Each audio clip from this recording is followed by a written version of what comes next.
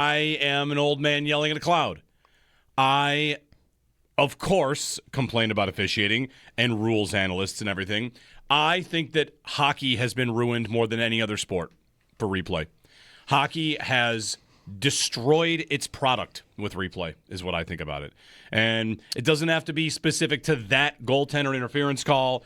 It's how many events do I even get in a night? And every single one of them, I immediately after it have to think, okay, let's all take a look and see if this counted. We are at 20 years. Mm-hmm. Is it 20? No, I'm sorry, 10 years. 10 years. 10 years of the offside challenge, ruining this sport. Absolutely ruining it on every level. From the Olympic level to go watch a game at Canisius and there's a challenge for offside. The sport has been absolutely ruined by offside challenges and by review, by endless review, by referees on iPads. I can't say it strongly enough without yelling more. Am I nuts that this sport has been ruined the most? I don't like replay all over the place. I don't like too much replay. If you're going to call and tell me, well, football does, I'm like, I wouldn't disagree. Soccer and VAR and like everything's got some. Yeah. You can't escape replay. But to me, the whole argument the NHL used to have, which like, hey, it's the best sport in the world to go see live. You got to see this game live. You won't believe how fast it is. Like, yeah.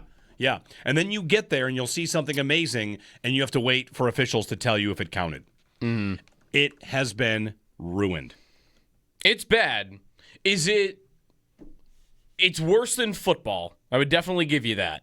I think football has gotten to a place that it's better than it ever has been because it's faster. Like the replay process. The replay process is lightning speed compared to what it was 15 years ago when Walt Anderson, jogs over to the sideline and he puts that little, he's going into like an 1800s camera, or he puts the little curtain over his head and he's looking at a monitor.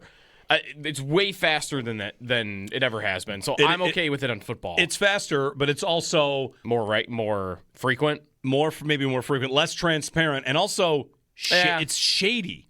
Did you see the story from Pro Football Talk about the 2-point conversion in the Rams-Seahawks game from the regular season? Okay. That call. Oh yeah, the one that was like kind of fumbled forward. Yes. That they went back after the play. The teams are lined up to kick the ball off, and they go back after the play to award 2 points. Yeah. Because Terry McAuley, who's not on the broadcast, or Terry McAuley, the rules analyst, called down to say you should look at that, and then they looked at it and they awarded 2 points. Terry McAuley, who was on the broadcast? Terry McAuley, he's on the broadcast. The rules analyst. Yeah. Wow. The story from NBCSports.com. For the critical 2-point conversion in Rams-Seahawks, the NFL got an assist from Terry McAuley. That was at Pro Football Talk yesterday. The Week 16 Thursday night win, it was replay review initiated 100 seconds after the play ended. The two teams were preparing for the kickoff. Brad Allen announced the play was under review. The following week, NFL officiating and rules analyst Walt Anderson addressed the play on NFL Network's Game Day Morning. This is Mike Florio writing, glossed over the question of how someone realized the play was ruled to be a forward pass. But Florio writes, we are told reliably by 3 sources the league office became aware of the wrinkle when Prime Video rules analyst Terry McAuley called Anderson to discuss the play. Without the phone call from Terry McAuley, that's not a 2-point conversion. And the Rams likely win the game and likely are the 1 seed hosting the NFC Championship game. Uh-huh. The rules analyst. What you're saying is Terry McAuley won the Super Bowl for the Seattle Seahawks. What I'm saying is the rules analyst has gone so far, and replay has gone so far, that now the rules analyst can call the official and say, you might want to take a look at that. That's a mistake, though, on the real rules official, more than anything. And that's still, I guess, going to happen. I just think they get more right than they used to, and it's quicker than it ever has been. It's not perfect. I agree. It's definitely not perfect. I'm not here to tell you football has been ruined by replay. I think replay is probably some level of necessary evil. Hockey is the one. Where you can bring it in the zone and they won't call offside. There could be 30 seconds of play. A goal gets scored, and then you find out they're gonna take a look at this again. Yeah, it's bad. I would present the only sport that I think is worse is one that maybe not even all of our listeners watch like all the time. and I think it's probably worse NBA than college basketball, but I think both are pretty bad. Like, I think basketball's the worst of them. And it's mostly for me because it happens every game, and it's always at the ends of the game. Which are already drawn out and long. Right. And I think it's because they can only initiate reviews in the final 2 minutes. So they are calling out of bounds plays differently than they do the rest of the game because they're not allowed to review it until the final 2 minutes. So you have a different standard. And, again, the frequency of it. Every game gets grinded to a halt at the end. Now, you could argue maybe that's better because it is more frequent in hockey. Like, you only have so many scoring events that why am I looking at them when they happen? I think, though, the frequency that you see it in basketball is a nightmare. I'm not debating that hockey's not bad, though. Hockey's bad. But I would say there's one sport out there that's definitely worse. It's terrible. And, again, it's the ends of the games that is the part for me. Like, hockey's not going to go to replay review to see if, a call was offsides to see where the face-off should be when there's a minute left. That's like what the NBA does. Right. That would be the equivalent. Would the ball go out of bounds? Non-scoring plays we're reviewing at the end. I know possession is bigger there. It's all bad, though. It's all bad. It's awful.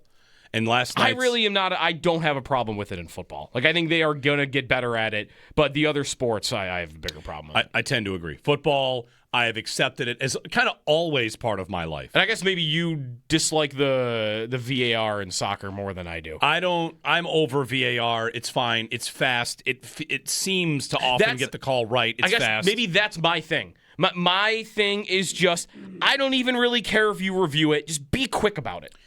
That's my thing. Like, if hockey could institute VAR instead of just an iPad and a person rewinding and going. If they could do that for offside, would I feel better? My answer is still probably a no. Right. But for me, maybe it would be a yes, because if you told me, okay, in 15 seconds, we have something that's going to tell me whether it was offsides, rather than two referees go over to the penalty box, grab their iPad, and they're going to look at it for 2.5 minutes.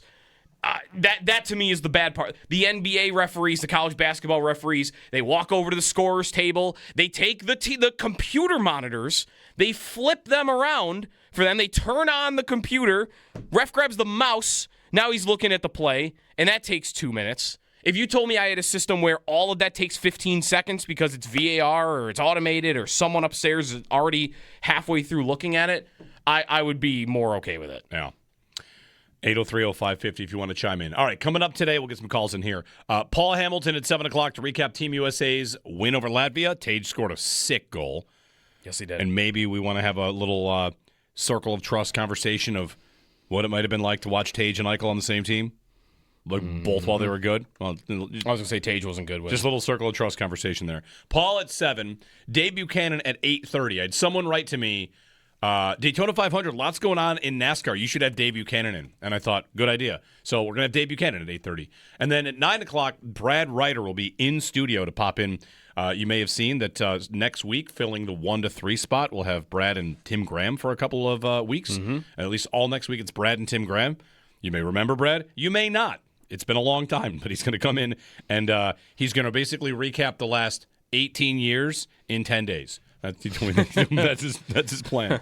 So Brad's coming in at 9 o'clock, and we'll just kind of, shoot the breeze there. You can join us as well on this Friday. This beautiful, cold, chilly Friday. With hockey on. More hockey. Sweden and Finland. Do you think it's possible, by the way? Shouldn't this have a name like the something Derby, like the North London, the Scandinavian Derby, right? Yeah. Finland, Sweden should have a name. I'm sure it does, and I just don't know it. The might not. The little brown jug, the haggis cup, the something. It's got to have a name. It should. I don't think it does. Let's give it one. Paul in Akron is up on the phones. Hey, Paul. Good morning. Hey, good morning, guys. One element of that, the challenges you're not bringing up is the emotions in the fans when you're watching the TV or even at the game when you see your team make a big play. Now, you want to call it hockey or football, but now you really don't celebrate right away. Is there a flag? Is there a whatever? So you feel like you're robbed of your total celebration. it's like, oh, yeah, okay, it was a touchdown. Instead of screaming in the moment, you're waiting for a flag or something like that. But you guys were talking about the disallowed goals, and I just wanted to bring up a bad memory. Yeah, I'm sure you guys know the Brett Hull goal. It's like I thought that was going to just be called back. I mean, I was just like, look at, it's like 2, 3 o'clock in the morning, sitting in my cellar with my friend, and it's got to be called back. I know it was Game 6. We still had to play him again, but they were just given the cup. And every time I see Brett Hull on the TV and his little smirk, I was just like, you just stole something, dude. You didn't win that. You stole that. Don't even think that you won that. You were just given that. But, I just wanted to bring that up since we had a couple disallowed goals yesterday. You guys have a good morning. Thanks, Paul. Thanks. Yeah. What you mentioned there is the inability to just experience unbridled joy because you're waiting for someone to tell you if it counted. That's only us, though, right? The players don't do that. The players celebrate as if any other goal has happened all the time. Sure, right? fine. Like when Hughes scores yesterday, but I'm not worried he's about the players. He's not turning and looking for the ref. I'm worried about me. I'm worried about the viewer. I'm worried about the sport. If I was the czar of sports, I would tell hockey that it is never allowed to challenge offside ever again. It is not to the spirit of the game. Like, one guy was offside in a playoff series 12 years ago.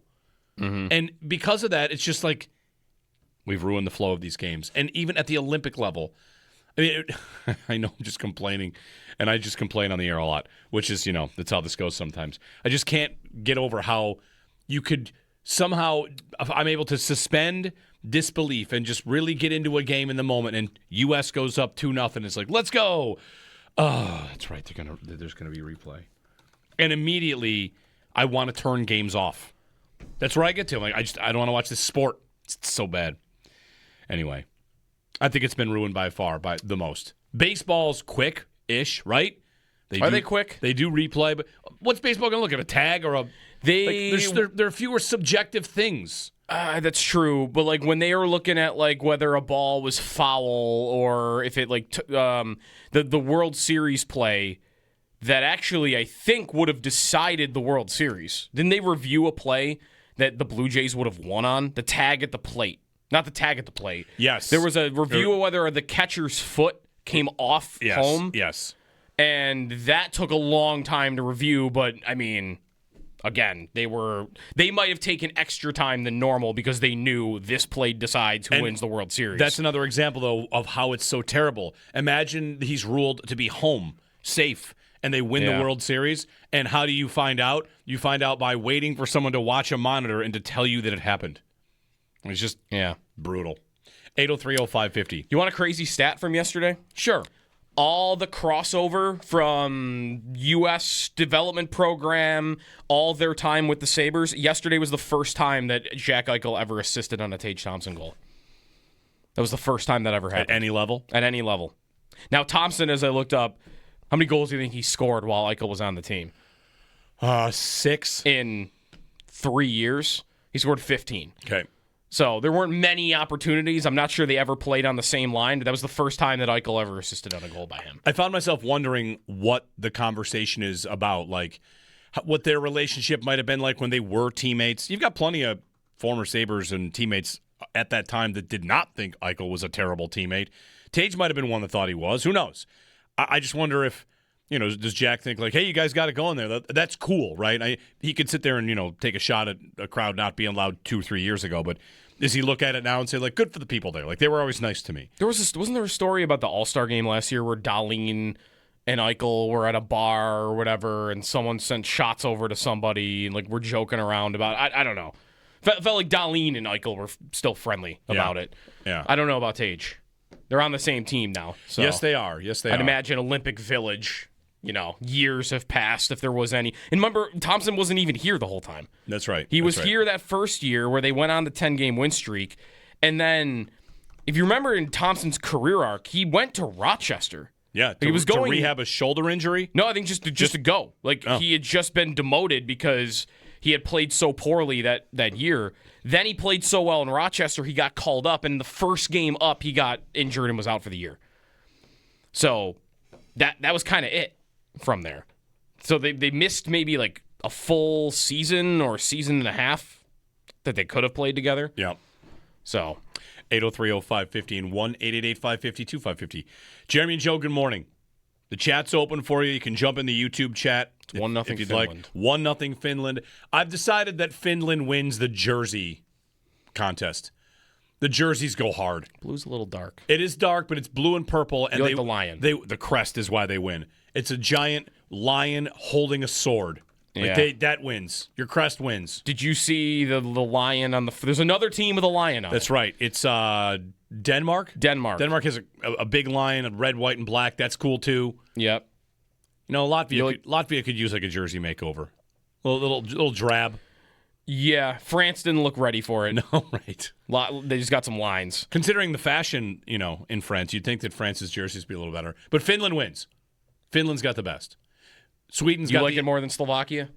Yes. I love Slovakia's pops. It does. The red and the blue, like the shades of it, and the mountain range in it. Oh, I'll give you Finland one of the top two for me. Sweden right now looks a little Michigan to me. Like their colors are yellow and gold like Michigan is, but they've kind of darkened the yellow and the blue to look a little more maize and blue to me. You know why I love Sweden's jerseys? Because their away uniforms are yellow, which means they don't have a white one. Right. Which means I get color on color every time Sweden wears that yellow jersey. It's great. That's right. It's like the only time in hockey I get color on color is Sweden's got to be playing. You can join us at 803-0550. One thing to talk about with Paul at 7 o'clock. I don't know that Seth Appert will be stealing this idea, but the Sabres power play could use some ideas maybe. Tage down low. Mm-hmm. That was surprised me. I thought he was going to play high slot. He was like front of the net and then down low. Yeah. They did switch him with Eichel in the third period. Third period, Eichel went down low and Tage was up on the wing. But those two on the same side's a pretty darn good power play. Yeah. But where he scored his goal was from down low. Yeah. We talked yesterday, Joe, about him playing that high slot spot, and I mentioned to you, I don't know if I like him there because that's such a quick play spot. Yeah. And the goal line is the opposite of that. The goal line is you get it, and you can kind of hold it. You're going to get a little room because you're not necessarily a shooting threat from down there without making a move. So I really like that spot for Thompson because it lets him get the puck on his stick and kind of work with it, which is where he's at his best, I think. When he's able to kind of wiggle around and open up lanes with his long stick or his length, he doesn't use a long stick, but open up lanes that he can get it through or, make a move to the net with his big frame. That's a nice little spot for him, I think. Mm-hmm. I liked that decision from them a lot. I liked him there. Yeah. All right. We'll talk about it with Paul. Power play goal for Tage. Nice goal for Tage. The U.S., by the end of the game, they were like the Globetrotters out there. I mean, they were doing whatever they wanted to against Latvia. The goal they scored at the end of the second period. It was nice. It was like it wasn't quite tic-tac-toe, but Hughes finding Nelson was the one who scored that one. Nelson. Yeah. I saw somebody clip that tweet and said, when the sport was invented, this is what they pictured. Yeah. Like this kind of movement of the puck, of the players. Yeah. Yeah. You can join us, by the way, on anything on the Olympics. We've got some football stuff to get to as well. The U.S. wins their opener. Canada wins its opener. On to tomorrow for those teams. Meanwhile, Sweden and Finland will play today. Right now, Finland leading it 1-0. Jeremy and Joe, give us a ring. We're going to talk a lot of things. One thing we're going to talk about today, Joe, whether you like it or not, is Super Mario Brothers 3. Because I went down the rabbit hole last night off of Twitter. Got so many things to tell you about that game. 36 years ago yesterday, so we're gonna digress at some point, and then whatever else comes our way.